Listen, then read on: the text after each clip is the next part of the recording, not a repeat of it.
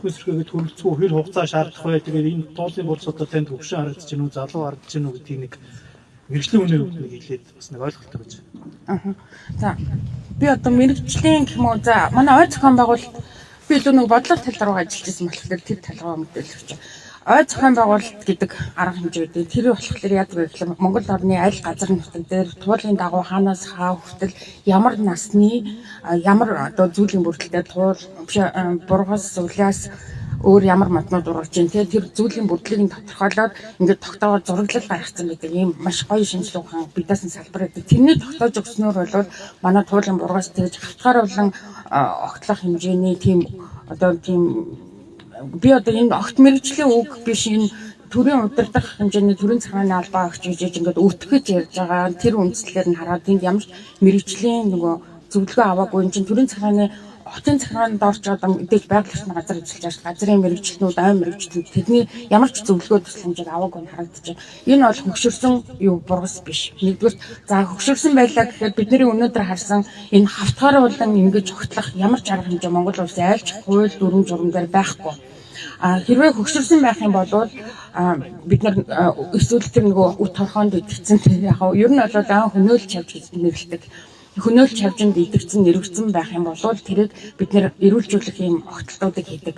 Гэрэлжүүлэх, арчилгааны гэдэг огтлт гэдэг. Тэр нь бол яг тодорхой тэр хор хөнөөл учруулад байгаа бодлыг нь огтлох эсвэл тодорхой хэмжээний одоо мөчрийг нь устгах ч юм уу тий огтлох ч юм уу ийм байдлаар төвөрлөн огтлох ийм арга хэмжээг гагцгүй айн мэрэгжлийн байгууллагын хийсэн айн газрын тогтоосон тэр талбай дээр хийжтэй. Би бол өнөөдөр энэ талбайг бол ямар ч мэрэгжлийн үйл ажиллагаа яваагүй. Тэгээд би бас өөрөө нөгөө хүмүүсээс мэдээлэл авлаа л да, нийслэлийн төв цагааны байгууллага ажиллаж байсан. Тэгээд одоо ой зохион байгуулалтыг 2025 онд хийсэн мэрэгжлийн байгууллагаас асуулаа. Эднэр бол ямар ч мэдээлэл байхгүй. Би яг өөрөө хувийнхаа хэмжээнд л сонирхсан болохоос ялбамжиг үүргээр бол энд ой нөөцийн километрийн үнэлгээ гэж үүдэг нөөцийн үнэлгээг тогтоогоогүй байна.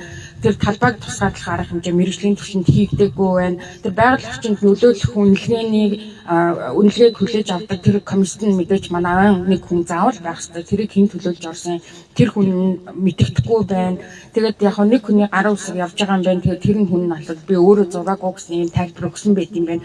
Тэгээд би одоо бол гэтээ энэ дээр би айн салбарыг бол айн салбарын төрийн цагааны байгууллагуудыг маш эрчимтэй манлайлж ажилласаа гэж бодож байна. Энэ бол зөвхөн усны асуудал биш аахгүй. Усыг чи юу бий болгож байгаа нөгөө модал бий болгож байгаа. Усны нөөцийн үндэсний зөвлөл нь ажиллаж хахад манай айн нөөцийн үндэсний зөвлөл гэдэг байгууллага хаана байгаад байна аа. Энд чинь өнөөдөр зүгээр манай айн салбар дотор ажиллаж байгаа манай мод тарьдаг хүмүүс шүү дээ. Бид нарт айгүй мод урд тарж ургуулхад айгүй хэцүү байдаг. Тэгээд энэ чинь сэтгэл зовноод ирсэн байхад тэр төрийн бодлого дээр ажиллаж байгаа эсвэл одоо ажиллаж исэн тэр хүмүүс одоо ямар анхаарал тавьж байгаа юм бол ямар шийдвэр гаргаад байгаа юм бол тэр айн нөөцийн үндэсний зөвлөл айн санг нэмэгдүүлээд одоо 2021 онд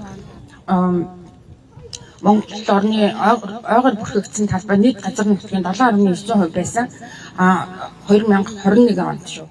Өнөөдөр бол айн нөөцийн зөвлөлийг 8.7% болж нэмэгдлээ гэж та нар тэгээд арифметик тооцоо бодоод үзээрэй. Монгол орны нийт газар нутагт 1.5 сая км квадрат газар нутагтай. Тэгээд тэрний чинь 1%-аар манай айн сан нэмэгдсэн гэж шүү. Бид нар ингээ устгаад байхад яаж ингээ нэмэгдээд байгаа юм бэ? Нэгдүгээр, хоёрдугаар Монгол улсын ерөнхийлөгч тэр бомод тарина гэдэг ингээд уриалгад төвшүүлсэн. Энэ бол маш сайхан улс төрийн шийдвэр байсан. Иргэн бүхэнд хамааралтай. Ялангуяа манай айн салбарт үндэсний мод төвчөлөгчдөг ийм шийдвэр байсан. Гэтэл өнөөдөр тарих биш, тайрах үйл ажиллагаа хамгийн их явагдаж байна. Айн тухай хууль төрөлх шинжилгээ өөрчлөлт хэрэгтэй. Айг ашиглах арга хэмжээг илүү төлхөө хийж байгаа. Гэх мэтчлэн би тэгээд одоо айн салбарт болохгүй байгаа үйл ажиллагааг шимжилдэг. Тэрний бас яг тод илрэл бидний нүдэн дээр яг бидний амьдрал дээр тэ амьдрал амийг таслах хэмжээнд ингээд харагдаж ин гэж одоо юм хэлж байгаа учраас та бүхний хөдөлгөөнд би итгэхлэн өөрийнхөө өдөг зүтгэлээ гаргаж ажиллана. Тэгээд